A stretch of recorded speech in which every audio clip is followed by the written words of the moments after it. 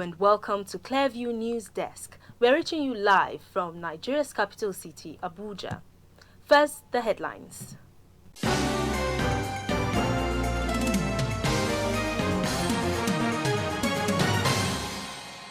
Huriwa seeks reintroduction of dreaded Bakassi boys to curb insecurity in Anambra State.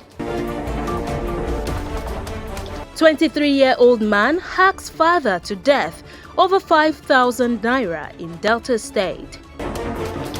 Horrific knife attack claims lives of teacher and student in northeastern Slovakia.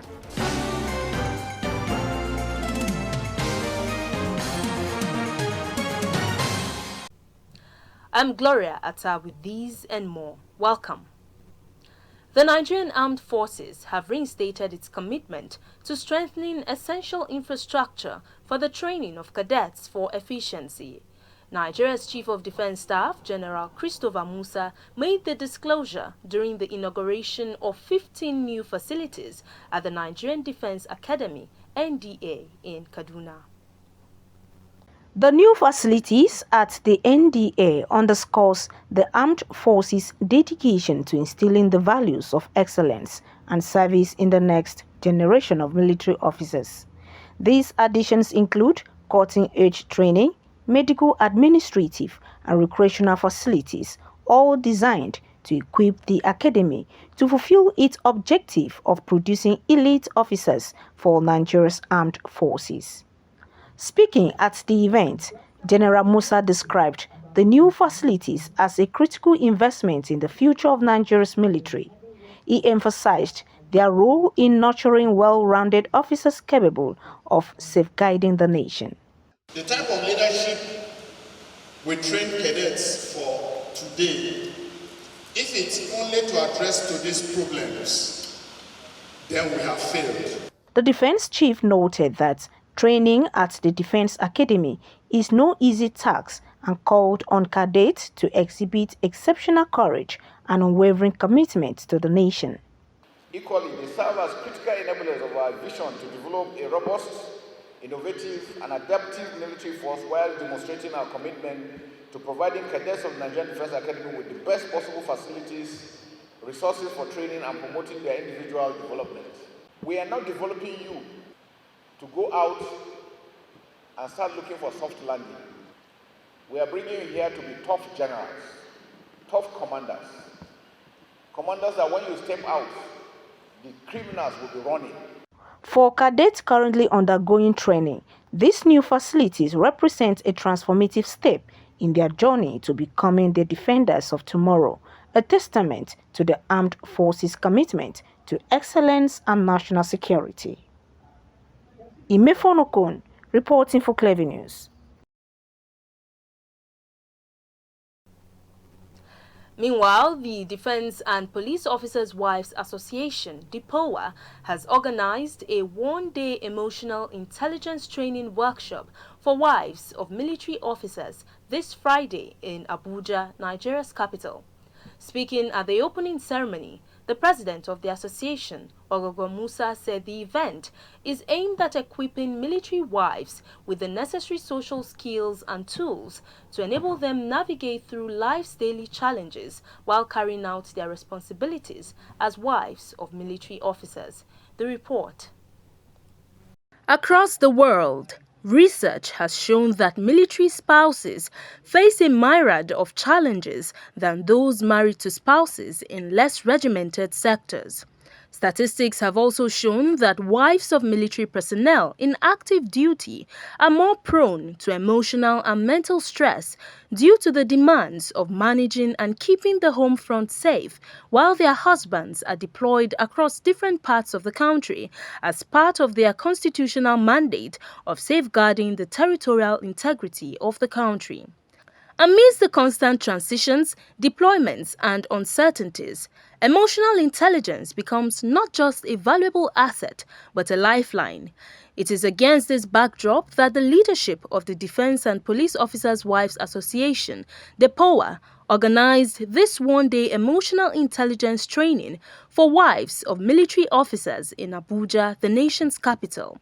Speaking at the event, The president of the association, Ogogo Musa, said the training is aimed at helping officers' wives enhance their emotional awareness and refine the social skills necessary to improve deeper and more meaningful connections with family, colleagues, and the society. As wives of officers, we often navigate unique challenges and responsibilities that require strength, resilience, and compassion. Emotional intelligence is a skill set that allows us to understand and manage our emotions, as well as recognize and influence the emotions of others. By becoming more self-aware, learning to manage our emotions effectively, and fostering positive relationships, we not only contribute to the growth of those around us, but also set the stage for personal fulfillment and harmony in our homes and society by having positive mindset towards situations in our lives. In her remarks, the immediate past president of DIPOA and wife of the former Chief of Defense Staff, Vicky Irabo, stressed on the need for military wives to understand that protocol exists in the armed forces and as such, they would need to align their emotions with the demands of their husbands' jobs. We all know that the military is the most orderly and disciplined institution in our society today. True or false? Thank you. Since we are all military wives and DIPOA members, the protocol issue should be critical to us. Ignorance of military protocol as wives of military officers would place you in a disadvantaged position because it would make you behave in a way that will put you in a bad light. It is a topic that should interest you if you want to deliver on your role within the armed forces. The military wife should know the armed forces traditions, customs, and ethics. Emotional intelligence is a skill. So when something is a skill, what does it mean? It means you can learn it. You can learn it. So it's a learn and learnable skill. Nobody is born being emotionally intelligent. Otherwise, babies won't cry and throw tantrums. But as we get older, what happens is we start to embody our environment, the way that we are raised, all those things affect the way that we behave, good or bad. But when we see traits and attributes that are not serving us, what we do is we come to an awareness that we need to do something about it. And that is why we are here today. So some textbook definitions. Emotional intelligence is the ability to recognize, understand, and manage your emotions as well as the emotions of others. So the approach for our emotional intelligence training today is an inside-out approach. Why is it inside out? Can anybody just guess? Inside-out approach. Because it starts with self. You must be emotional, you must learn the skills to be able to manage yourself before you can relate with other people. Highlights of the event was an interactive session between participants at the event. Now, 18 kidnapped victims have been freed as troops of Operation Safe Haven and 3 Armored Division Nigerian Army ramped up a fight against banditry in Plateau and neighboring states. Spokesman of the Special Task Force, Major Nantib Zaklom, made this known during the parade of some criminals arrested during the operations. Clearview correspondent has the details. Addressing journalists on the successes achieved during Operation Golden Peace, spokesman of the Special Task Force, Major Nantib Zakom, said the kidnapped victims were freed at Balanga and Kinishi Forest between Plateau and Taraba states, where some bandits were neutralized with several of their camps destroyed. The past 2 months witnessed intensive offensive operations around the borders between Plateau and Taraba states, especially around Bangalala and Kinishi forests, stretching across Wase and Karim Lamido local government areas of Plateau and Taraba state with positive outcomes. The operations led to the neutralization of several bandits and destruction of life support structures, a situation that mounted pressure on them, leading to the recovery of 18 kidnapped victims. Also paraded were gun runners with large cache of ammunition and weapons.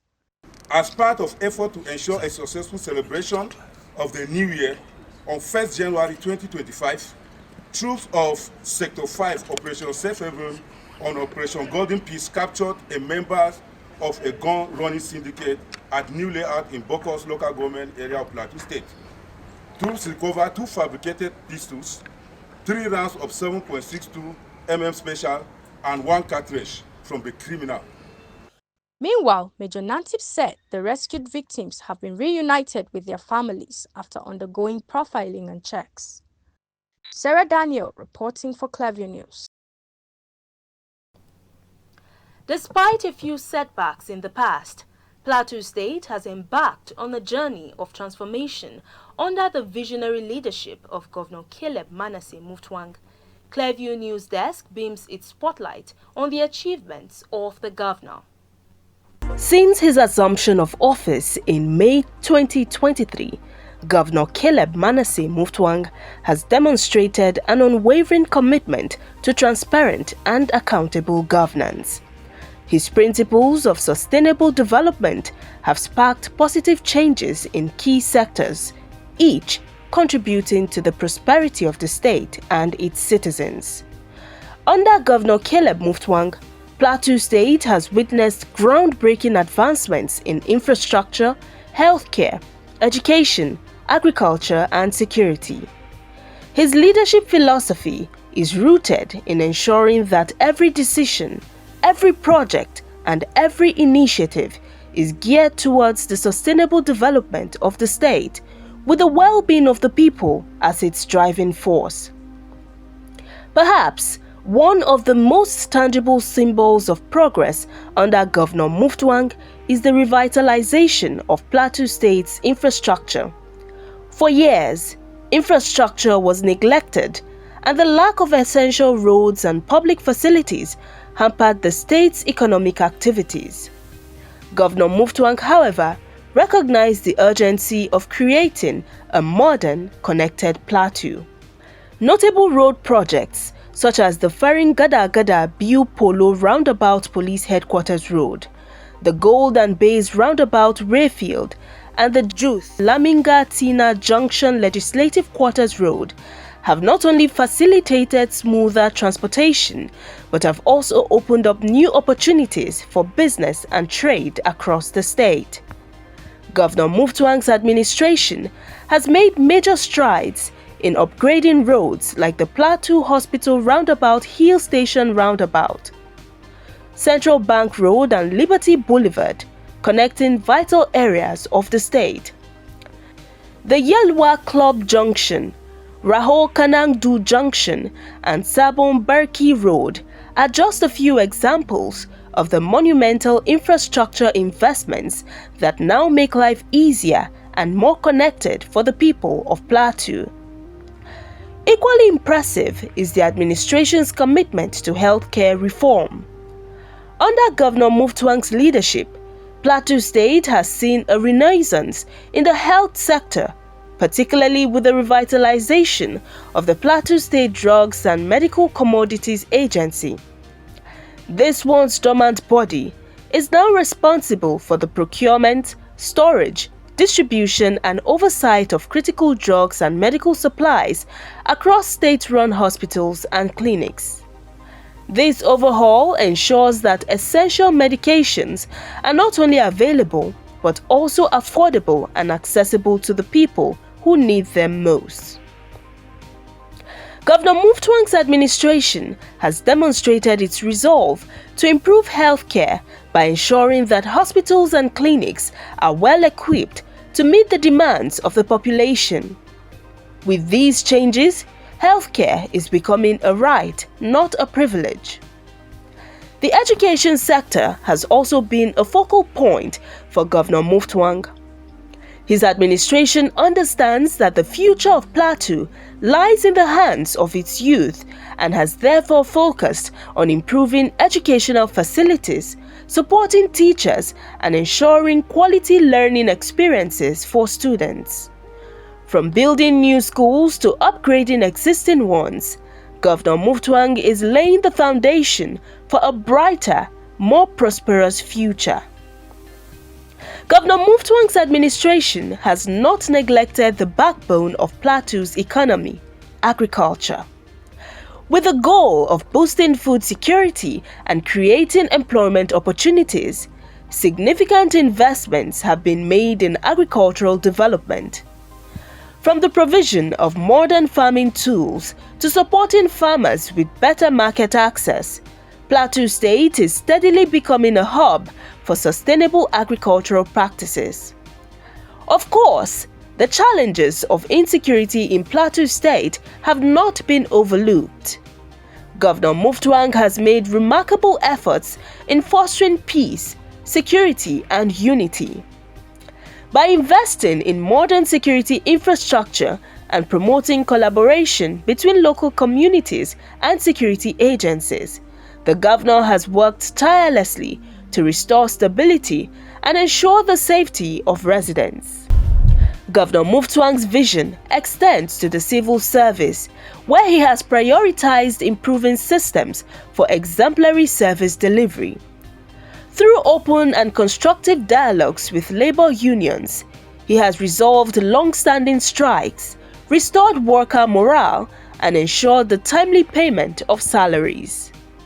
Moreover, Governor Muftwang's administration has addressed long-standing issues such as outstanding gratuities, death benefits, and pension backlogs dating back to 1986. This commitment to the welfare of Plateau's public servants demonstrates his deep respect for their dedication to the state.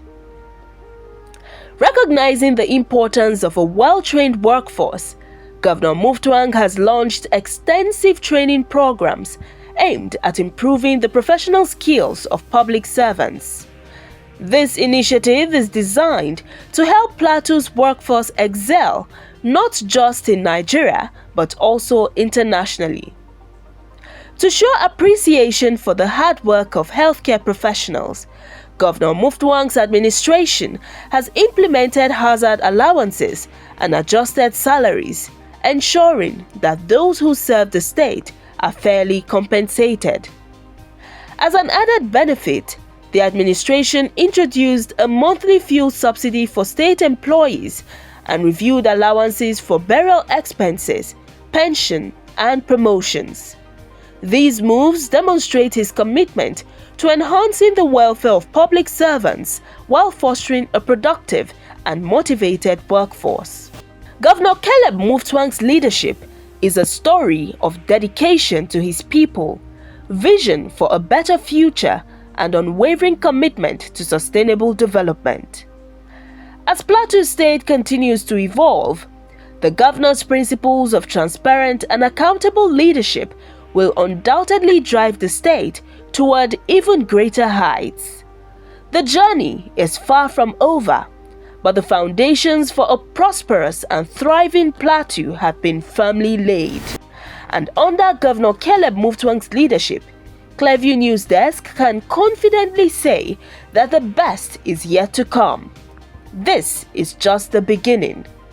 Together, Plateau is rising. With this catalogue of achievements, one begins to wonder about the antecedents of His Excellency that have qualified him to be the architect of these wonderful accomplishments. Worried over the heightened insecurity situation in Anambra State, The National Coordinator of Human Rights Writers Association of Nigeria, Emmanuel Onwubiko, has called on the governor of Anambra State, Charles Chukwuma Soludo, to consult the defunct leadership of Old Bakassi Boys in Anambra State, as well as provide strategic guidelines for the new Bakassi Boys to enable the government eliminate armed terrorists, kidnappers and other criminals unleashing large-scale violence in the southeastern region of Nigeria, especially Anambra State. Clearview News, Imefuno Kon has the details. First and foremost, we want to say that the Constitution, Section 14, 2b and c, makes it explicit that the primary duty of government is to secure the lives of the citizens and their property. The Uriwa National Coordinator, Emmanuel Onwubiko, said, hence the existing security measures in place, including the establishment of a statewide vigilantes, have proven insufficient to bring about the defeat of armed terrorists terrorizing the people of Anambra State. There is need for the Southeast governors to consider reintroducing the dreaded Bakassi Boys to confront the Southeast-based terror gangs who have no justifiable reasons for killing innocent Igbo people. Governors of the Southeast shouldn't work as lone rangers. There should be a collective effort to tackle insecurity, and we are suggesting that the Southeast state should reintroduce the Bakassi Boys. The Bakassi Boys were dreaded, they were feared. People, when they hear, when I say people, I mean armed robbers, kidnappers, terrorists. When they hear the mention of Bakassi Boys, everybody runs into the bush. Nobody dares the Bakassi Boys. We are a human rights organization, but we support that a quick win measure to confront the hydra-headed monster of insecurity, beginning from Anambra State, Enugu State, Imo State, Ebonyi State, every part of Southeast. According to Riwa, the attacks on the residents of Anambra is a well-crafted plot by enemies of Ndi Igbo to destroy massive infrastructural development put in place by the good people of Anambra State. The human rights group therefore pleaded with President Bola Ahmed Tinubu to realize that the Nigerian police has collapsed and lacks the capacity to carry out internal security, adding that Nigeria needs state police with greater guidelines to curtail abuses by governors, with an effective, efficient, and younger Inspector General of Police. Imefuno Kon reporting for Clearview News. Now, a 23-year-old man identified simply as Success has been arrested by the Delta State Police Command for allegedly hacking his father to death with a cutlass. According to eyewitnesses, the incident occurred at the family's residence in Amukbe after Success demanded 5,000 naira from his father, who, however, refused to oblige him with the demand. A neighbor who spoke on condition of anonymity revealed that Success had a history of substance abuse and was known to exhibit erratic behavior when under the influence. When contacted on Thursday, the police public relations officer for Delta State Command, SP Bright Edafe, confirmed the incident, stating that Success has already been taken into custody. Similarly, a horrific knife attack at a secondary school in northeastern Slovakia claimed the lives of a teacher and a student on Thursday, while another student was seriously injured. The deceased teacher was later identified as the school's deputy headmistress. According to reports, two women aged 18 and 51 suffered fatal injuries. It was gathered that the assailant, identified as 18-year-old SS, was detained shortly after the attack, which occurred during school hours, while the facility was full of students and teachers. Interior Minister Motus Sutaje Stork disclosed that the attacker had a history of academic excellence but had transferred from another school in Kesmarok after being expelled for threatening fellow students. Meanwhile, Slovak President Peter Pellegrini has condemned the attack as a real tragedy, adding that no problem in the world can be solved with a knife or another weapon. If you are just joining us, you're watching the news on Clearview News Desk. We will be back after this break. Stay with us.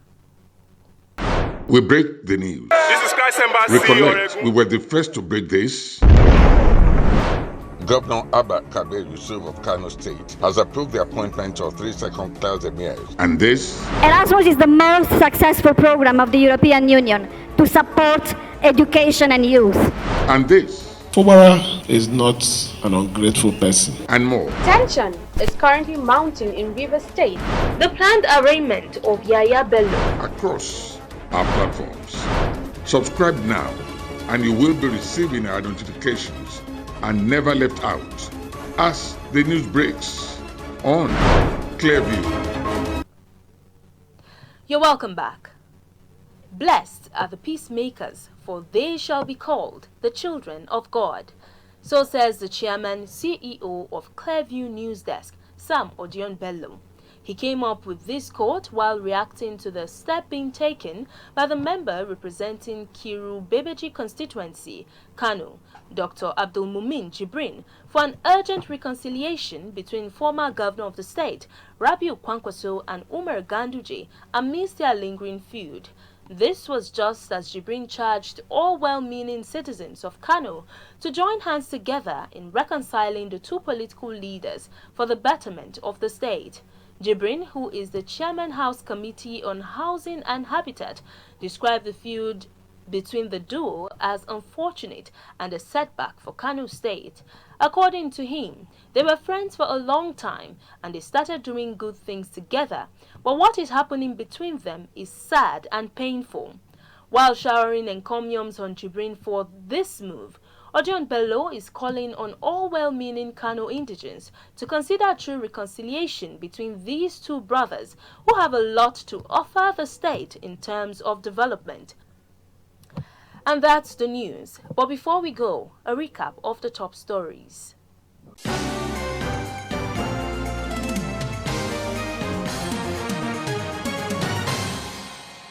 National Coordinator, Human Rights Writers Association of Nigeria, Emmanuel Onwubiko, has called on the governor of Anambra State, Charles Chukwuma Soludo, to consult the leadership of the defunct Bakassi boys over the heightened insecurity situation in Anambra State. A 23-year-old man identified simply as Success has been arrested by the Delta State Police Command for allegedly hacking his father to death with a cutlass.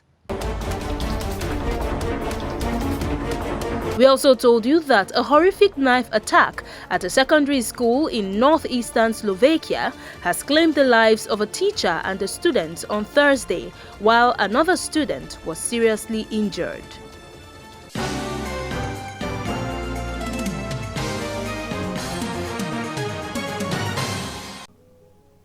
You can follow up on latest events and happenings around you via our social media platforms on Facebook, Instagram, and YouTube at Clearview News Desk, or via our handle on X, formerly known as Twitter, at Clearview Online.